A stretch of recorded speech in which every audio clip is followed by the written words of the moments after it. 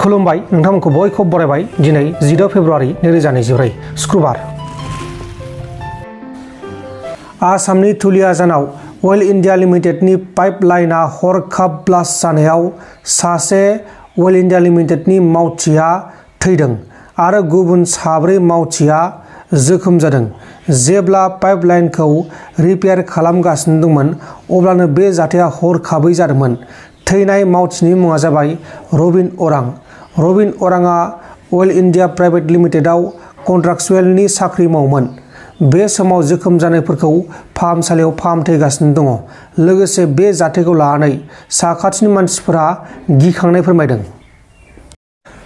मरिगाव जिल्लायाव गिथाव बाथाव अर खामनानै खौथि खौथि धोन सम्पतिनि मुवा बेसादफोरा सिलिंखार बिलिंखार आरो थेर बेथेर जादों।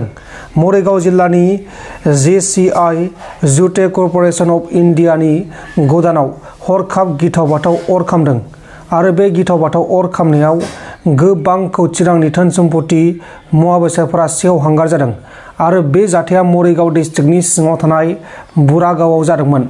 नाथाय बे जाथाया बोरै जाखो, गिबियाव मारै खामनायमोन बेखौ दासिमाव रोखा खालामथ'नाय जायाखै आरो बे जाथायनि सायाव नायबिजिरनाय सोलिगासिनो दङ। नाथाय बे जाथायाव रावनिबो जिउ खहा जायाखै। हाग्रा मैलारिखौ लावखार जानोबो समायला। हाग्रा मैलारिया मासे गुमा गोरान बायदि। हाग्रा मैलारिया जोंनि राकेश ब्रह्मआ होनाय रायजोफोरनो होनाय मोसौ आरो बोरमाफोरखौबो गुमनो समायबावलाय नंला।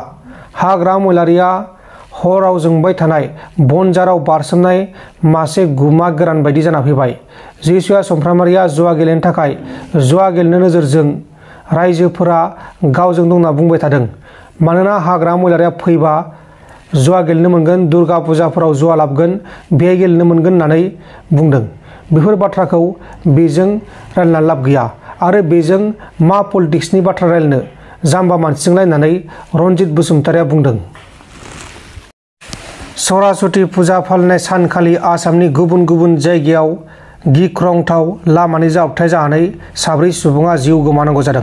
जरहाट डिस्ट्रिक्टनि सिङाव थानाय टियगाव गंनै बाइकनि गेजेराव जाब्रबथाय जानानै सासे सुबुङा थैदों। थैनाय सुबुंनि मुङा जाबाय ध्रुव Das.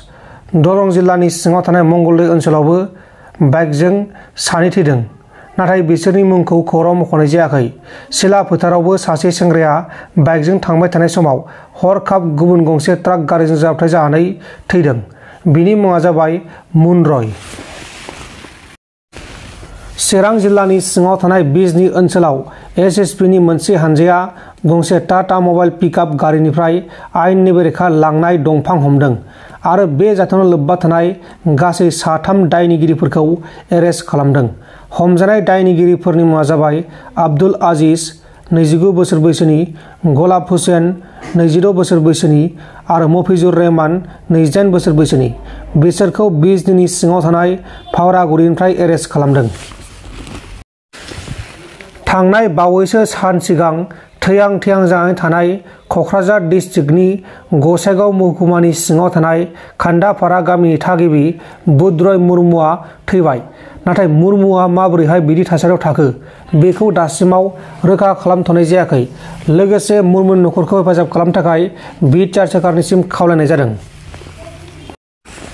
Dhubri medical college and हस्पिटालनिफ्राय जोबथेसालियाव दोनजानाय सासे दायनिगिरिया खारखोमालांनो हादों। पुलिस थासेयावबो दायनिगिरिया मेडिकेल कलेज एन्ड हस्पिटालनिफ्राय खाबु लानानै खारखोमालांनो हादों। दायनिगिरिखौ थांनाय 6 फेब्रुवारि खालारखालि बेराम जानायनि थाखाय धुबरी मेडिकेल कलेज एन्ड हस्पिटालाव एडमिट खालामदोंमोन आरो फाहामथायनाय जादोंमोन। नाथाय मैयासो दायनिगिरिया खारखोमालांदों। खारखोमालांनाय दायनिगिरिनि मुङा जाबाय गलजार उद्दिन आहमेद। दा बेखौ एरेस्ट खालामफिननो थाखाय नागिरगासिनो दङ। दिनै जोंनि ओनसोलाव सान्ति फैबाय।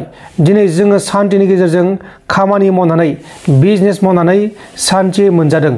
जिसुआ समफ्रामारिखौ आं मिथिगौ, उन्दैनिफ्रायनो आं मिथिगौ। आं बुंनांगौब्ला लासिं सिंनि बाथ्रा जागोन। बिथाङा मा मावो मा मावा, ओंखाम ओंख्रि गेलेदोंना मार्बल गेलेदों बियो गावनि गोसो। आंहा बेनि सायाव जेबो बुंनो बाथ्रा गैया होननानै MCLA अमर बसुमतारी एबा बि सावरायग्राया बुंदों।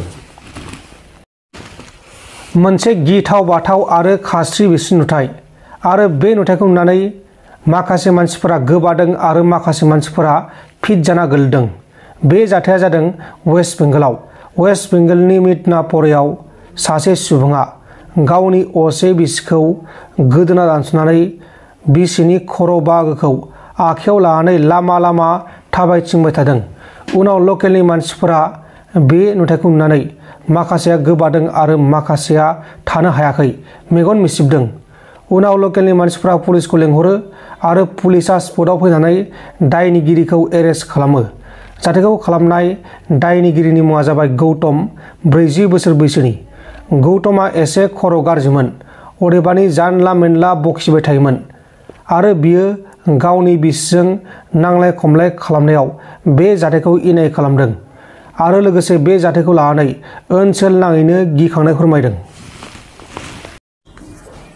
गिथाव बाथाव बम ब्लास्ट जादों। कलेजाव बम ब्लास्ट जादों आरो बे जाथायाव गोबां सुबुङा जायगायावनो जिउ गोमादों। उत्तर प्रदेशनि चित्रकूटआव कलेजाव बम ब्लास्ट जानायाव 4 फरायसाफोरा थैदों आरो गोबां फरायसाफोरा जोखोम जादों।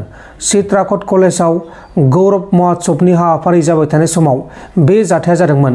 बमाखौ स्टेजनि थाखाय उनथिंजा श'नि थाखाय देखायनो थाखाय दोनथुमनाय जादोंमोन। अदेबानि स्टेजआव जेब्ला मानसिफ्रा श' खालामगोन अब्ला बमाखौ गावनाय जागौमोन, बेनिखायनो स्टेजनि उनथिंजाय दोनथुमनाय जादोंमन। नाथाय हरखाब ब्लास्ट जादों। थैनायफोरनि मुङा जाबाय प्रभात पाटिल, 10 बोसोर बैसोनि, आस्नेहा मिश्रा, 11 बोसोर बैसोनि, पारास शर्मा, 12 बोसोर बैसोनि आरो महित कुमार, 12 बोसोर बैसोनि। गासैबो फरायसा गथ'फोरमोन। जाथायनि उनाव उत्तर प्रदेशनि चिफ मिनिस्टार योगी बिथाङा जाथायखौ दुखुजों फोरमायदों आरो थैनाय नखरनो नखरसेयाव 5 लाख फोसावदों आरो जोखोम जानाय नखरनो नखरसेयाव 50,000 रांखौ होनाय जागोन होननानै फोसावनाय जादों। दिल्लीयाव फेक्टरियाव खामानि मावग्रा सासे सुबुङा गावनि अनजालि बिसि आरो फिसाजोखौ डक्टरनाव देखायनानै सेक्टर 106 आव गावसानि न'आव थांफिनबाय थानाय समाव बिसोरखौ उनथिंजानिफ्राय फैनाय गंसे I-20 गारिया हरखाब सौना होनायाव बिसि आरो फिसाया थैदों आरो बिसोरनि फिसाजोआ जोखोम जादों। जाथाया जाखांनायनि उनाव I-20 गारिया स्पटनिफ्राय खारखोमा लांदों।